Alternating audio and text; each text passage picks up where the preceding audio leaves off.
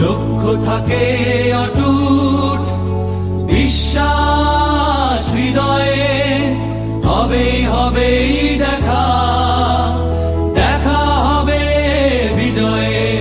খুবই দরকার। বলেন আমরা কয়জন মানুষ মাকে গিয়ে বলি মা তুমি কেমন আছো? আমরা কয়জন মানুষ বাবার পাশে বসে বলে আব্বু তুমি কেমন আছো? সারাদিন এত পরিশ্রম করো, একটু রেস্ট নাও না কেন? বাবা তোমার চেহারাটা আজকে এমন লাগছে কেন? তুমি কি দুর্বল? তুমি কি অসুস্থ বোধ করছো? আরে যে বাবা আমাদের যদি এত কিছু করছে, এত টেনশন করছে, তার বাবাকে জিজ্ঞেস করি না, বাবার পাশে বসি না, বাবার খবর রাখি না, আমরা কি করে সফল হব বলেন? আসেন আমরা এ ব্যাপারে দুটো ভিডিও দেখতে চাই। হ্যাঁ হ্যাঁ, তিনটা ভিডিও দেখতে। একটা হচ্ছে 100 সেকেন্ড, 100 সেকেন্ড, 100 সেকেন্ড মানে 100 সেকেন্ড। আমি একটা ঘটনা বলি আপনাকে।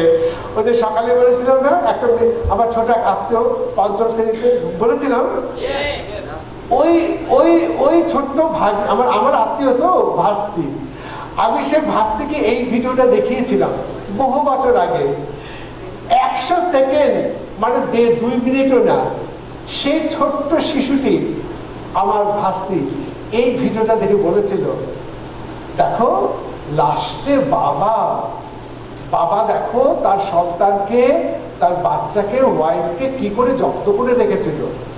আপনারা হয়তো বুঝবেন না মনোযোগ দিয়ে না দেখলে, একটু দেখেন।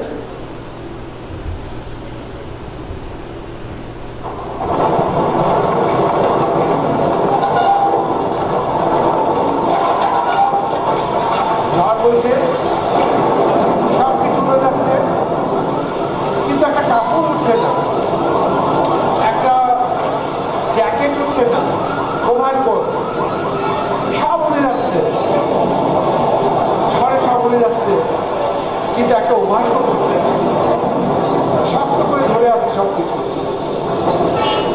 আমরা দেখবো ঝড়টা থেমে গেছে, ঝড় থেমে গেছে, পাখি উঠছে, টপ টপ করে পানি পড়ছে, পানি পড়ছে, কি যাচ্ছে, এক অদ্ভুত জিনিস। ওই ওভারকোটটা খুলে গেছে, যে ওভারকোটটা ছিল সে ওভারকোট থেকে বেরিয়ে আসছে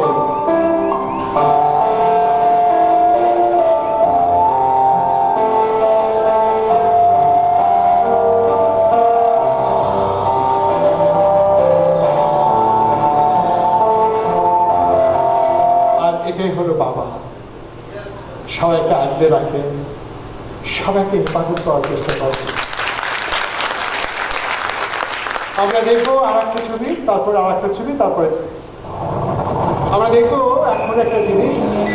ছবিটা কিন্তু বাংলার না, ইংলিশেরও না। ওই যে উজবেকিস্তান, কাজাকিস্তান ওই অঞ্চলে ইংলিশটা আপনি বুঝবেন, যেহেতু ইংলিশ না ভাষাটাও বুঝবেন না, ইংলিশে লেখা আছে সেটা হয়তো চোখে পড়বে না।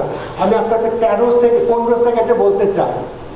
দেখবেন এক বৃদ্ধ বাবা, হয়তো 80 বছর বয়স, কিন্তু তার 25 বছরের যুবক ছেলে বাবাকে নিয়ে বাগানে বসে আছে বাড়ির সামনে। বাবা বুড়ো, মনে রাখতে পারে না সব কিছু।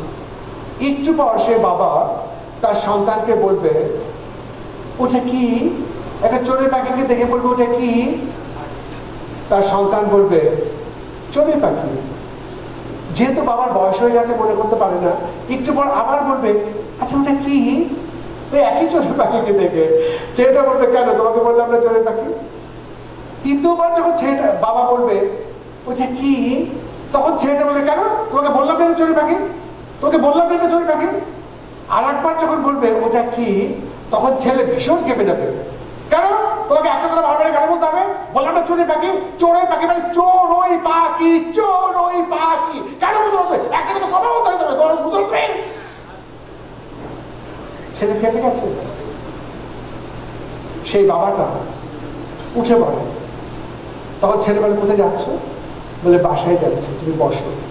সেই বাবা বাসায় গিয়ে একটা পুরোনো ডায়েরি নিয়ে আসে। বাবার অভ্যাস ছিল ডায়েরি লেখা, একটা পুরনো ডায়েরি। সে 25 বছর আগে সেই ছেঁড়া ফাটা ডায়েরিটা নিয়ে এসে সে ছেলের হাতে দিয়ে বলে, পড়ো, একটু জোরে করে পড়ো। সেই ছেলে পড়ছে। তার বাবা সেই 20 বছর আগে লিখছে, আমার সন্তানের বয়স 3। আমার 3 বছরের সন্তানকে নিয়ে আমি বাগানে গেছি একদিন। আমার সেই 3 বছরের শিশুটি, বাচ্চাটি একটা পাখি থেকে জিজ্ঞেস করেছিল ওটা কি, আমি বলেছিলাম পাখি।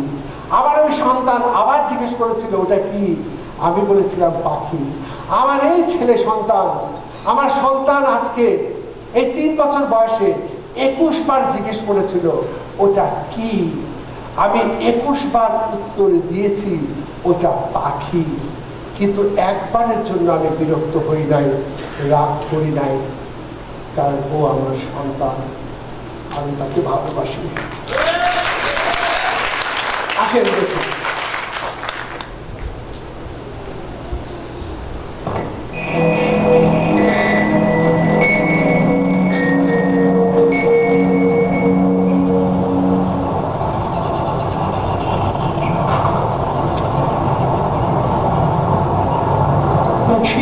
ওটা কি?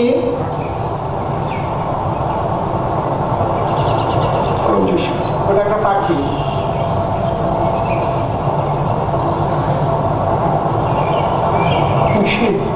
ওটা কি? বললাম না তোমাকে ওটা একটা পাখি।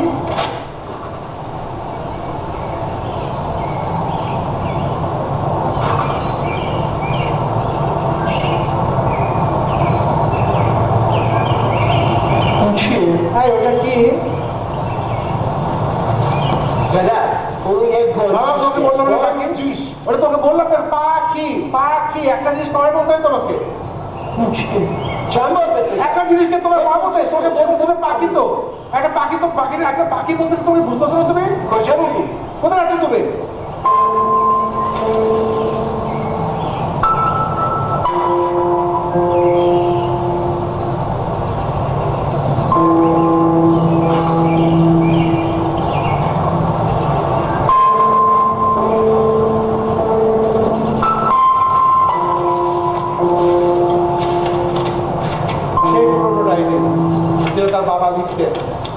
ও ডায়েরিতে যেন অভ্যাস ছিল বাবা, বলছে পড়ো, জোরে করে পড়ো। আজকে আমি আমার 3 বছরের বাচ্চা থেকে নিয়ে একটা বাগানে গেছি, পার্কে। হঠাৎ করে আমার সন্তান একটা পাখিকে বললো ওটা কি? আমি বললাম ওটা পাখি। আমার সন্তান 21 বার জিজ্ঞেস করেছিল ওটা পাখি। আমি 21 বার উত্তর দিয়েছিলাম ওটা পাখি। কিন্তু আমি যতবার উত্তর দিয়েছি সে উত্তরের মধ্যে কোনো রাগ ছিল না, ওই উত্তরের মধ্যে আমার কোনো বিরক্তি ছিল না। আমি রাগ ছাড়া, বিরক্ত ছাড়া আমার ছেলেকে বলেছিলাম ওটা পাখি, কারণ আমি আমার সন্তানকে ভালোবাসি।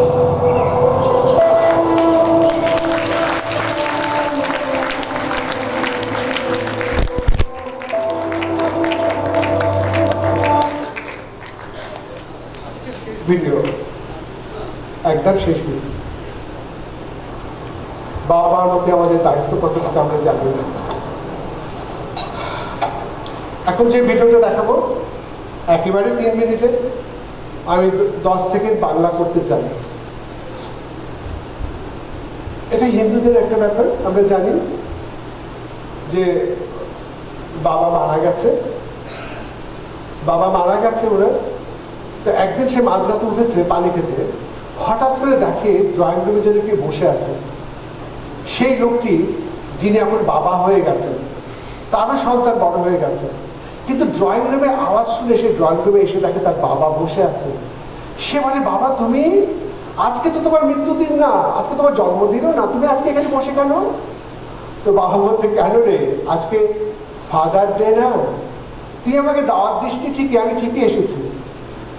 তখন সেই লোকটি যিনি এখন বাবা, সে বলছে, বাবা জানো, তুমি যখন ছিলে তোমাকে আমি কখনো বলতে পারি নাই যে তোমাকে আমি ভালোবাসি। আমি এখন বাবা হয়েছি, সন্তানের মুখ থেকে শোনা আমি তোমাকে ভালোবাসি, এটা যে কত শান্তি। সন্তান যখন বাবাকে বলে আমি তোমাকে ভালোবাসি, এটা যে কত শান্তি লাগে। এখন আমি বুঝি যেহেতু আমি বাবা হয়েছি। কিন্তু বাবা জানো, তোমাকে আমি এটা কখনো বলতে পারিনি, কিন্তু আজকে তোমাকে বলছি বাবা আমি তোমাকে ভালোবাসি। আসেন দেখি।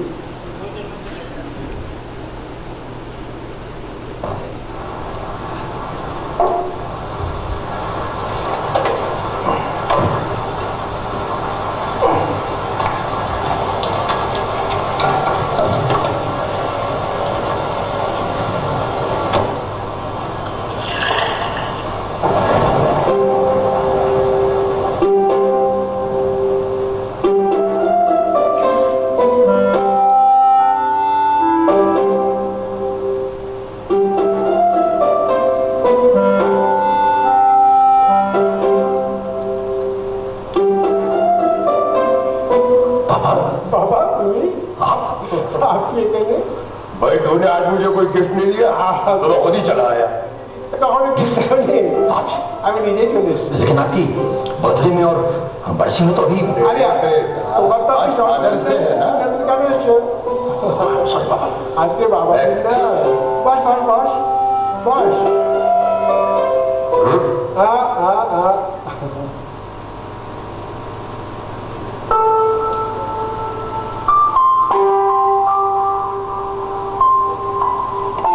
জানো বাবা, मुझे আমার आपसे एक बात कहनी थी।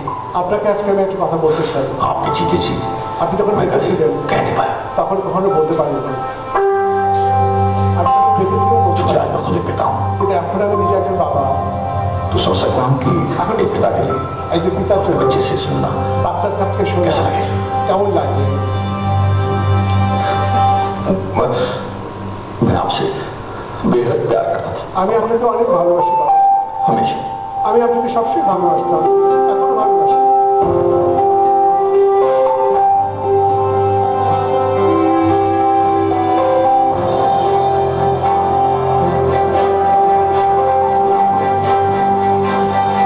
Raju, I love you, Dad.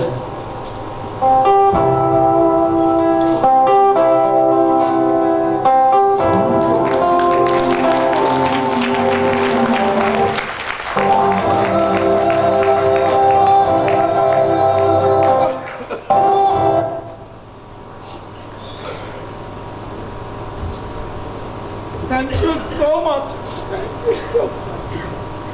আমরা সবাইকে ভালোবাসি, বাবা মাকে তো আরো ভালোবাসবো। আমরা যত বাবা মাকে ভালোবাসবো আমরা তত সফল হব। অনেক ভালোবাসবেন। লাস্ট, এখন লাস্ট একদম চার। আচ্ছা বলুন তো, আমাদের নবী হযরত মুহাম্মদ পৃথিবীর শ্রেষ্ঠ মানুষ?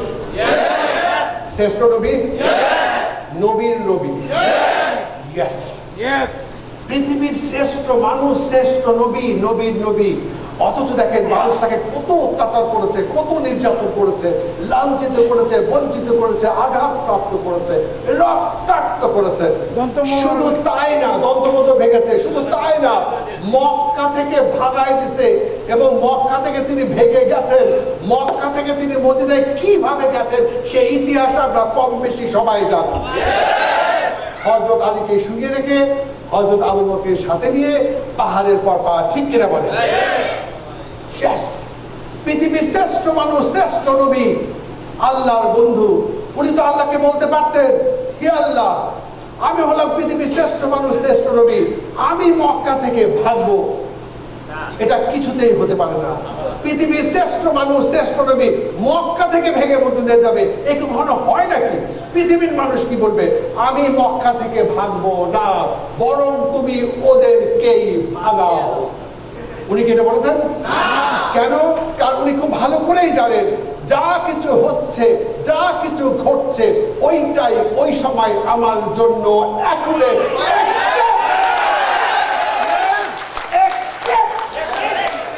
যা কিছু হচ্ছে, যা কিছু ঘটেছে, ওইটা ওই সময় আমার জন্য accurate। তাকে এই মক্কা থেকে মদিনা যাইতে হবে। পৃথিবীর শ্রেষ্ঠ মানুষ যদি সিচুয়েশনকে অ্যাকসেপ্ট করতে পারে, এবং সিচুয়েশনকে অ্যাকসেপ্ট করেছিলেন বলেই উনি মদিনা থেকে আবার মক্কায় বিজয়ী ফিরত। পৃথিবীর শ্রেষ্ঠ মানুষ যদি সিচুয়েশনকে অ্যাকসেপ্ট করতে পারে, তাহলে আপনি সিচুয়েশনকে অ্যাকসেপ্ট করতে পারছেন না কেন? নিশ্চয়ই আপনার মাথায় গন্ডগোল আছে। ডাক্তার দেখানো,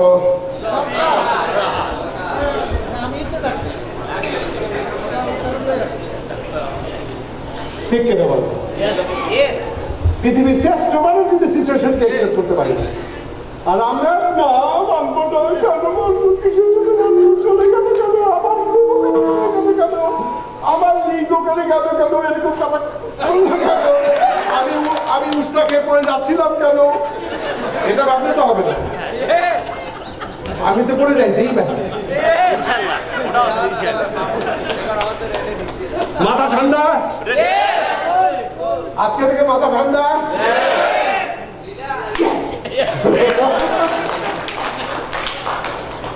থ্যাংক ইউ। আচ্ছা বলেন তো, আমরা যারা মুসলিম, হিন্দু, বৌদ্ধ, খ্রিস্টান, ইহুদি, আচ্ছা বলতে ইহুদিরা কি, খ্রিস্টানরা কি বলে? গড যা করে। হিন্দুরা কি বলে? ভগবান যা করে। আমরা মুসলমানরা কি বলি? আল্লাহ যা করে বাবু চলে যাবে। এটা আমরা সবাই জানি, কিন্তু কেউই মানি না। আমরা সবাই জানি, আমার একটা লেকচার আছে, জানি কিন্তু মানি না, মানে জ্ঞান আছে কিন্তু বুদ্ধি না। এটা নিয়ে আলোচনা করলে সবাই যাবে বলবো না। আমরা সবাই বলি আল্লাহ যা করে ভালোর জন্য করে, এই কথাটা সবাই মুখে বলি, কিন্তু কেউ মানি না। যেমন দেখেন অন্যের ক্ষেত্রে কি বলি, অন্যের ক্ষেত্রে বলি কি, না মন খারাপ করো না, আমি হতাশ হই না, মন খারাপ কেন করছো, হঠাৎ কেন হচ্ছে, আল্লাহ যা করে ভালোর জন্যই করে, মন খারাপ করো না। অন্যের ক্ষেত্রে ঠিক আছে, আর নিজের ক্ষেত্রে কিছু হয়ে যাবে না, কেন বলবো, কিসের বলবো, কিসের নয়, হবে কেন, হবে না, মানবো না, মানবো না, মানবো না।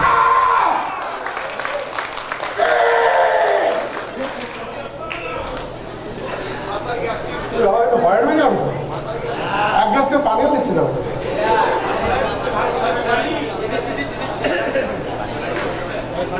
কি আপনি বলেন, ঠিক কিনা বলেন?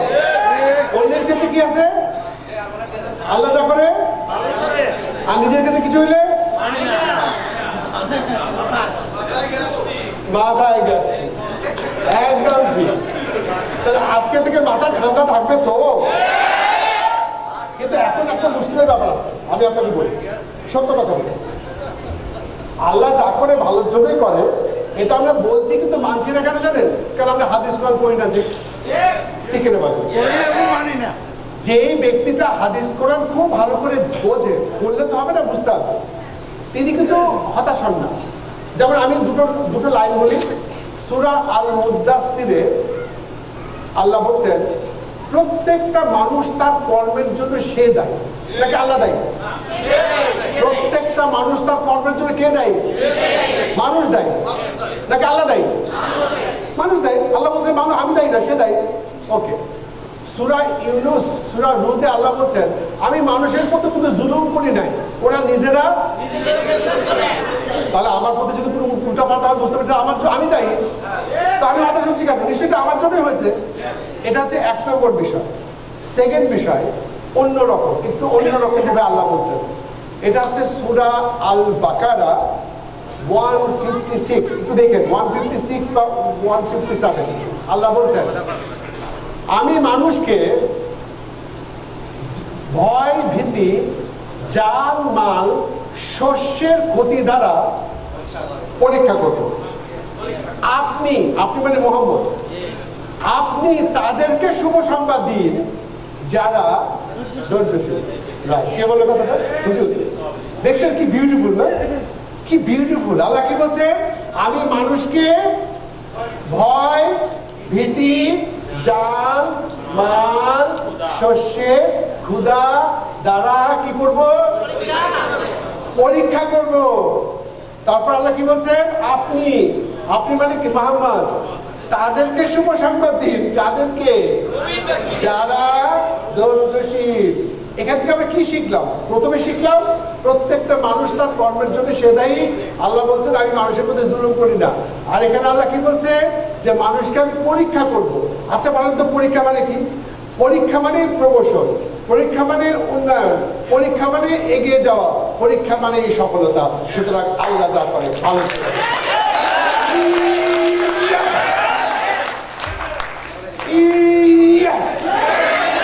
হতাশ হওয়ার কোনো সুযোগ।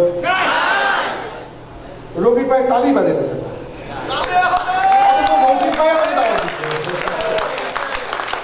তাহলে মামাটা ক্লিয়ার? আজকে থেকে হতাশ একদম না, ঠিক কিনা বলে? আল্লাহ যা করে সেটা আমরা বুঝতে পারি বা না পারি। একেবারে কোনো অবস্থায় মন খারাপ করা যাবে না। আমার বউ চলে গেলেও মন খারাপ করা যাবে না, আমার টাকা চলে গেলেও মন খারাপ করা যাবে না। নিশ্চয়ই পেছনে কোনো, হ্যাঁ সেটা আমার ভুলের জন্য হোক বা ওর ভুলের জন্য হোক, হোয়াটএভার। যেমন আমি কি এক্সাম্পল বলবো একটু? আচ্ছা, আপনি কি অ্যাপেল কোম্পানির মালিকের নাম জানেন? বলতো স্টিভ জবস। উনি বলছেন যে আমি ইউনিভার্সিটি পড়তাম, কিন্তু ইউনিভার্সিটি না পড়ে আমি ডিপ্লোমাতে ভর্তি হলাম ক্যালিওগ্রাফিতে। তখন অনেকে বলতেছিল তুমি ইউনিভার্সিটি ছেড়ে ক্যালিওগ্রাফিতে পড়ে তুমি পাগল নাকি? আমার তখন মনে হচ্ছিল কাজটা মধ্যে ঠিক হয়নি। কিন্তু হ্যাঁ, আমি যদি ডিপ্লোমাতে ভর্তি না হতাম তাহলে তো আমি কম্পিউটার আবিষ্কার করতে, ক্যালিওগ্রাফিতে আমি কম্পিউটার আবিষ্কার করতে পারতাম না। কিন্তু তখন মনে হয়েছিল কাজটা ঠিক হয়নি, কিন্তু এখন বুঝতেছি ওইটাই ওই সময় আমার জন্য ছিল এখন। রাইট? বলেন আমরা ভবিষ্যতের দিকে তাকিয়ে অতীতকে বিশ্লেষণ করতে পারি না। অতীতকে বিশ্লেষণ করতে গেলে অতীতের দিকেই তাকাতে হয়। শুধু তাই না, তিনি আবার বলছেন যে আমি অ্যাপেল কোম্পানির মালিক, আমাকে অ্যাপেল কোম্পানির ম্যানেজমেন্ট দায়ী করে দিচ্ছে। ভাবতে পারেন, অ্যাপেল কোম্পানির মালিককে অ্যাপেল কোম্পানির ম্যানেজমেন্ট দায়ী করে দিচ্ছে ডাইরেক্টররা। তখন স্টিভ জবস বলছেন যে আমি এত কষ্ট পাইছি, আমার মনে হয়েছে জীবনটা শেষ, আমি শহর ছেড়েই চলে যাচ্ছিলাম, যে আমার কোম্পানি থেকে আমারই দায়ী করে দিচ্ছে। কিন্তু তিনি বললেন, আমি তখন চিন্তা করলাম, আচ্ছা আমি কি করতে পছন্দ করি? আমি তো কম্পিউটারে কাজ করতে পছন্দ করি। আমি আমার সেই কম্পিউটারে কাজ করা শুরু করলাম এবং নেক্সট কম্পিউটার আবিষ্কার করলাম, নতুন কম্পিউটার, এবং পিক্সেল অ্যানিমেশন আবিষ্কার করে আমি পৃথিবীর বিখ্যাত হলাম। তিনি বললেন আমাকে যে অ্যাপেল কোম্পানি থেকে বের করে দিয়েছিল, আমার কাছে মনে হচ্ছিল জীবনটা বোধহয় শেষ, কিন্তু এখন আমি বুঝতে পারছি ওইটাই ওই সময় আমার জন্য ছিল। এই যে আপনারা এখন মডার্ন হারবালে কাজ করছেন এমএক্সএন, অনেকের মনে হইতে পারে ওইখানে গেলে ভালো হতো, ওইখানে গেলে ভালো হতো, ওই কোম্পানি থেকে ভালো হতো, আমেরিকা চলে গেলে ভালো হতো, চায়না থেকে ভালো হতো, ওই জায়গায় ভালো হতো, 10 বছর আগে জয়েন করলে ভালো হতো। নো, যা কিছু হয়েছে, যা কিছু ঘটেছে, ওই যে আপনি এখন এখানে আছেন, এইটাই এই সময় আপনার জন্য। এখান থেকেই আপনাকে সফল হতে হবে।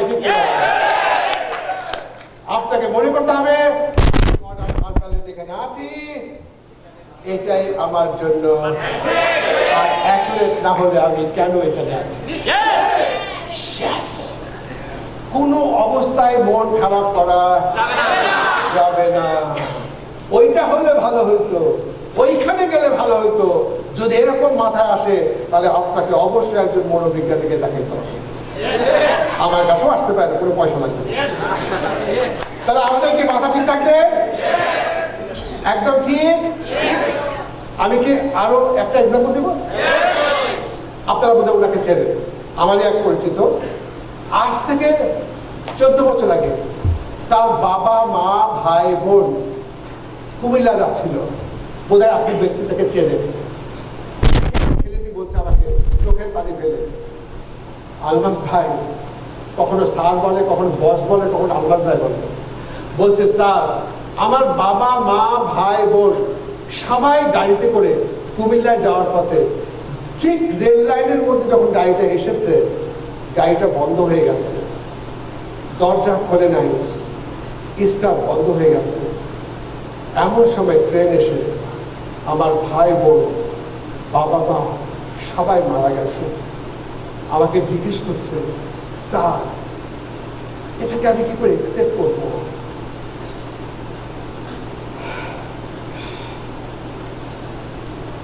আমি কি উত্তরটা দেব? উত্তর আমাকে দেওয়া দরকার নেই, উত্তরটা আপনি নিজেই আপনি দিতে পারবেন। পারবেন না? আমি এতক্ষণ ধরে যে ব্যাখ্যা দিয়েছি, আপনি কি উত্তর দিতে পারবেন না? আপনি যদি বুঝে থাকেন, গভীরভাবে চিন্তা করে থাকেন, উত্তর আপনি নিশ্চয়ই দিতে পারবেন। আমি তাকে শুধু একটা কথাই বলেছি, বাবা তোমার বাবা মা যেই ট্যাক্সিতে গেছে, ঠিক ওই ট্যাক্সিটা ওইখানে গিয়ে থেমে গেল কেন?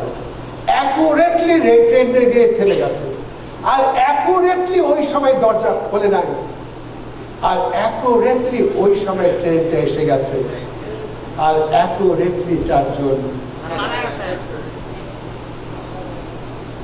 আমরা বুঝতে পারি আর নাই পারি, ওটাকেই অ্যাকসেপ্ট করতে হবে। আল্লাহ যা করে সেটা আমরা বুঝতে পারি বা না পারি। It's okay. It's okay. এটা তোমার জন্য একটা পরীক্ষা। Right? It's okay. দেখেন, আমি ব্র্যাকেট টিচার। আমাকে সেদিন একটা মেয়ে জিজ্ঞেস করছে, স্যার জানেন আমার বাবা এত উৎফুল্লময় মানুষ, এত চঞ্চল মানুষ, এত লাফালাফি করা মানুষ, ব্যাডমিন্টন খেলে লাফায়, আমার বাবা যেন একজন জীবন্ত মানে একটা আনন্দময় মানুষ, এত লাফালাফি করে, এত আনন্দ করে। স্যার জানেন একদিন রাত্রে ঘুমিয়েছে, পরের দিন আর উঠতে পারে নাই, একেবারে আষাঢ় হয়ে গেছে, নড়তেও পারে না, চড়তেও পারে না, স্ট্রোক হয়ে গেছে। বিশ্বাস করেন স্যার, 1টা বছর নড়তে পারেনি, এখন ফিজিওথেরাপি করে ব্যায়াম করে এখন একটু হাঁটাচলা করতে পারে। স্যার যে মানুষটা লাফালাফি করতো, ব্যাডমিন্টন করতো, দৌড়াতো, উৎফুল্ল করতো, সে মানুষটা এখন দৌড়াতে পারে না। স্যার কি করে অ্যাকসেপ্ট করতো স্যার? আর বাবাই বা কি করে অ্যাকসেপ্ট করতো? প্রশ্নটাকে তো আমাকে করা হয়েছিল, উত্তরটা তো আমাকেই দিতে হবে।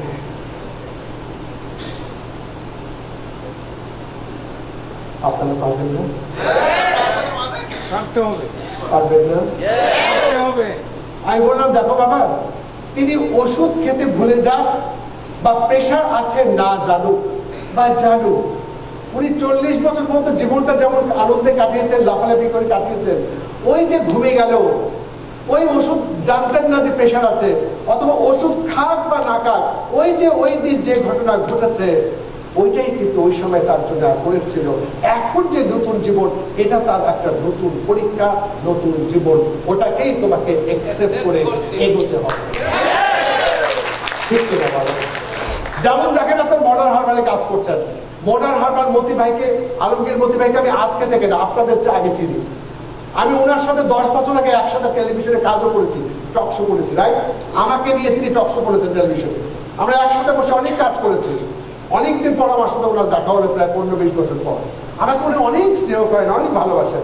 আজকে তো দেখলেন ভালোবাসার প্রকাশ। আমি অবাক হয়ে যাই, এরকম একটা মানুষ এত ভালোবাসা কি করে দেয়।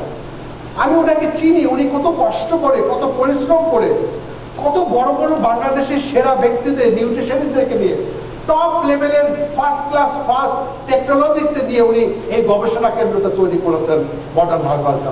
আমি জানি সেটা। এবং বাংলাদেশের যত রকম ঔষধি উদ্ভিদ, আমি একজন বটানিস্ট, আমি ঢাকা ইউনিভার্সিটি অনার্স মাস্টার্স করেছি উদ্ভিদ বিজ্ঞানে, আমি একজন বায়োটেকনোলজিস্ট, আমি এমপিএইচ করেছি, আমি পিএইচডি করেছি খাদ্য বিজ্ঞানের উপর। আমার ওনার প্রজেক্টগুলো আমি সব ভালো বুঝি। কিন্তু এরকম একটা ব্যক্তি এত সুন্দর একটা কোম্পানি গড়ে তুলেছেন, এত কোয়ালিটিপূর্ণ প্রোডাক্ট তৈরি করেছেন। আপনারা যারা এই কোম্পানিতে কাজ করছেন, দেখবেন এই প্রোডাক্টগুলো যখন মানুষের কাছে আপনি কল্যাণের জন্য দেবেন, মানুষকে বোঝাবেন যে এটা তোমার নিরবতা দেবে, তোমাকে প্রিভেনশন ইজ বেটার দেন দেবে, তোমার রোগ প্রতিরোধ ক্ষমতা হবে, তুমি সুস্থ থাকবে, তুমি এটা ইউজ করো, এটা কোনো ঔষধ নয়, এটা হচ্ছে ফুড সাপ্লিমেন্ট, এটা তোমার শরীরের জন্য উত্তম। আপনি মানুষকে বলেন, দেখবেন অনেক মানুষ আপনাকে বলার সাথে সাথে বলবে, ও বাংলাদেশি প্রোডাক্ট, মডার্ন হারবার উন্মুক্ত আসপাও না না হয়তো বলে বেশ এখন আপনি যদি তাকে বলে এই মিয়া পড়ার আপনি মডার্ন হারবার জানো তুই আলম মধ্যে জানো মিয়া ফাজিল করবে যাওয়ার আপনি ফাজিল করতে দম ধরবে